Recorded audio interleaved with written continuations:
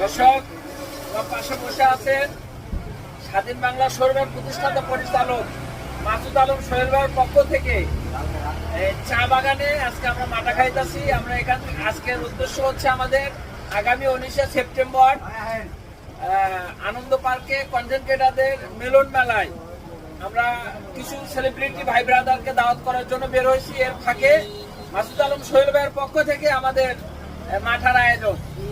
সবার জন্য দোয়া এবং ভালোবাসা রইল, সাথে থাকলে হয়তো খাইতে পারতেন। ধন্যবাদ। আমাদের মাঝে আছে কি কই শোনো,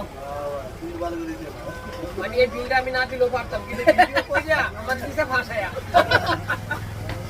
দশের পক্ষ থেকে এই সম্মতিটা আসছে। আপনার সাধারণ আপনি হলো স্বাধীন বাংলার ম্যানেজার এবং এমডি।